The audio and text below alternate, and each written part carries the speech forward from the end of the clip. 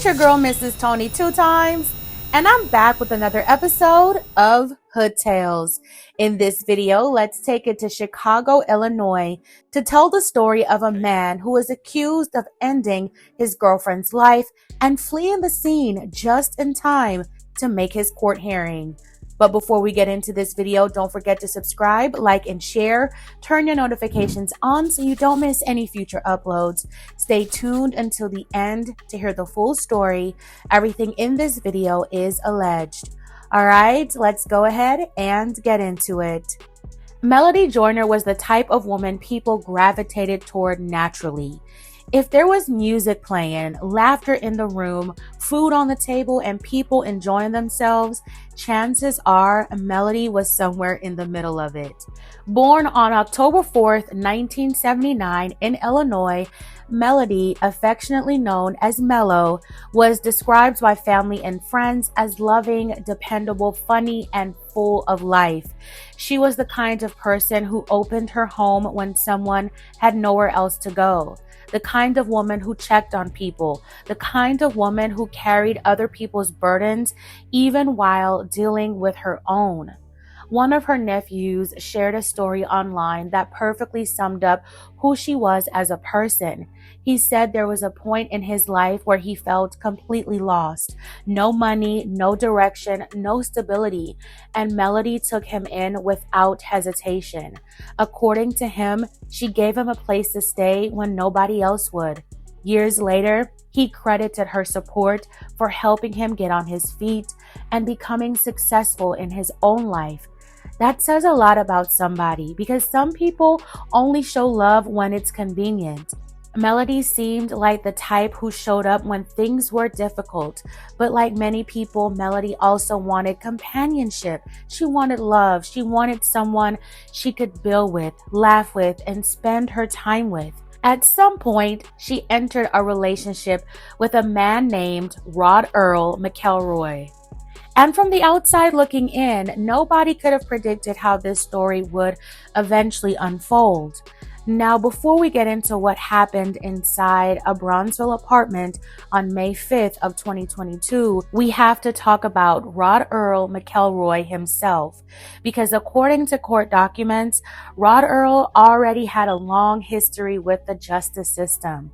Back in 2016, he received a federal conviction involving unlawful transportation of firearms. Then years later, while still on parole in another case connected to narcotics distribution, prosecutors say he became involved in another serious incident in March of 2021.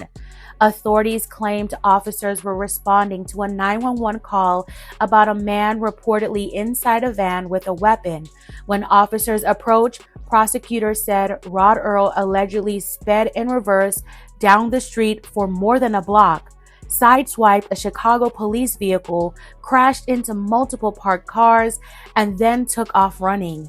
Police reportedly didn't recover a weapon during that incident, but prosecutors said they recovered narcotics, ammunition, and over $1,700 in cash. Even with all of that, Rodearl was eventually released on electronic monitoring after posting a $2,500 bond. And that detail becomes extremely important later in this story, because while wearing an ankle monitor and facing pending charges, Rodearl allegedly received very favorable news regarding his upcoming court hearing. Reports said he planned to plead guilty in exchange for a sentence that would not involve prison time.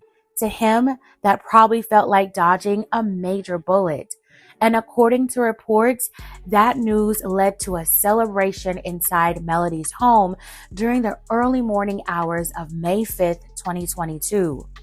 A friend reportedly joined Melody and Rodearl at the apartment in Bronzeville. They drank alcohol, played games, hung out together. At first, it sounded like a regular night between adults kicking back and enjoying themselves. But investigators believe that sometime during those early morning hours, the atmosphere inside that apartment shifted dramatically. According to court statements, Melody and the friend eventually fell asleep. Then around 9 a.m., the friend suddenly woke up to Rodearl screaming words that immediately caused panic.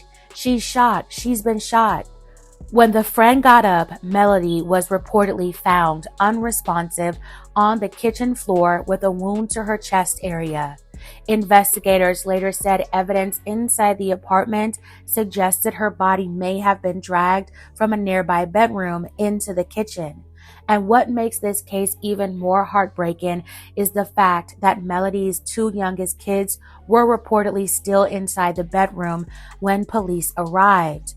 One of them, only 3 years old, allegedly later told authorities she witnessed what happened to her mother. Let's think about that for a second. A 3-year-old carrying around a memory like that.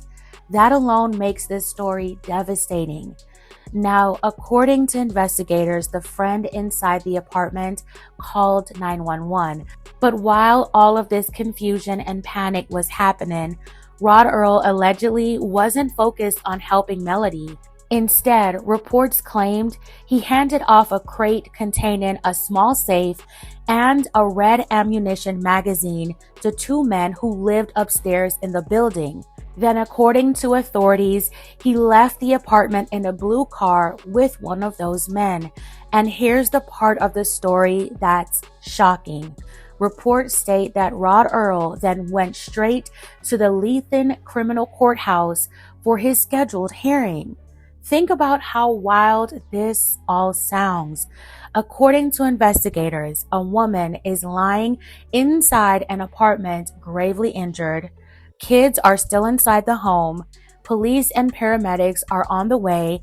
And instead of staying there to help his girlfriend, Rodearl allegedly rushes to court so he can make it to his hearing on time. That detail alone became a major point during court proceedings later on. But reports state the story didn't stop there. About an hour after the incident, Rodearl allegedly called a friend who had been partying with them earlier that night. During that phone call, investigators claimed he asked the friend to stay with the children. Then investigators say he allegedly made another brazen request. According to court statements, he asked the friend to remove money from Melody's pocket and allegedly instructed the friend not to speak about what happened.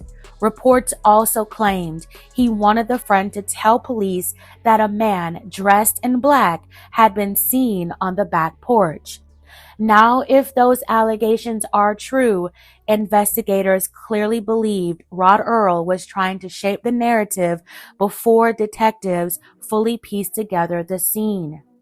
Authorities eventually located Rodearl at the courthouse around 10:35 that same morning. Reports state he was arrested while washing his hands inside a restroom. At first, prosecutors only charged him with unlawful possession of ammunition by a felon.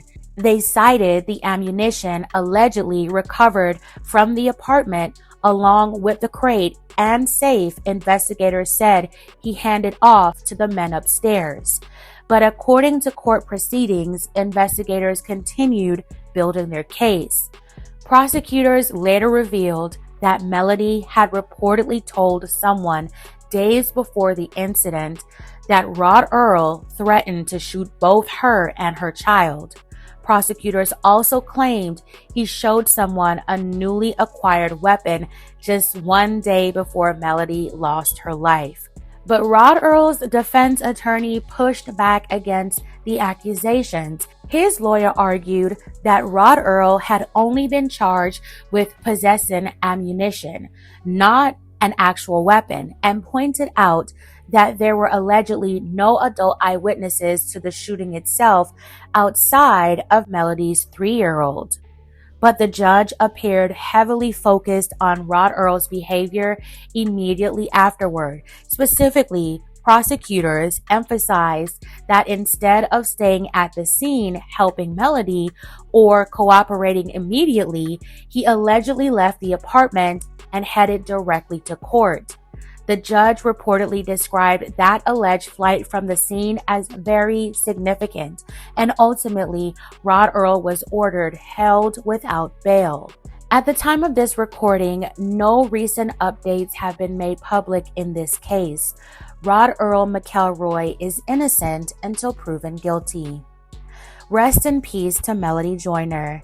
Now, this case leaves behind a lot of questions because one thing that stands out is how quickly a night of celebration allegedly turned into complete tragedy. I mean, just hours earlier, they were reportedly drinking, laughing, playing video games because Rodearl believed he was about to avoid prison time.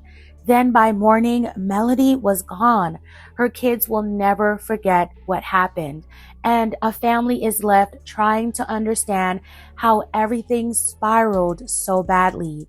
It also raises bigger conversations about warning signs in relationships.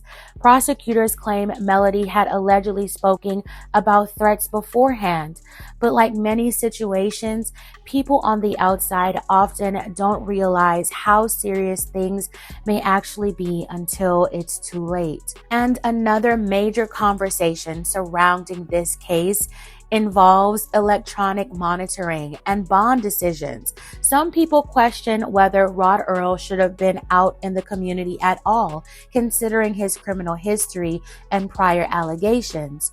Others may believe everybody deserves due process until proven guilty. But at the center of all this, though, is Melody Joyner, a mother, a family member, a woman remembered as generous, loving, and full of energy, a woman whose loved ones say would help anybody in need. And now, instead of celebrating her life while she's here, her family is forced to remember her through memories and stories. So I want to ask y'all, do y'all think the justice system failed Melody before this situation ever happened? Do you think prosecutors had enough evidence from the beginning? And what do y'all think about the allegations that he allegedly went straight to court afterward instead of remaining at the apartment? Because that part of the story is crazy and something a lot of people won't be able to get past. So let me know your thoughts on this in the comments below. All right, fam, that's it for this episode of Hood Tales. Thank you so much for watching. Consider liking and sharing. Be sure to subscribe for more stories like this. Take care of yourself and each other. I'll talk to y'all in the next one.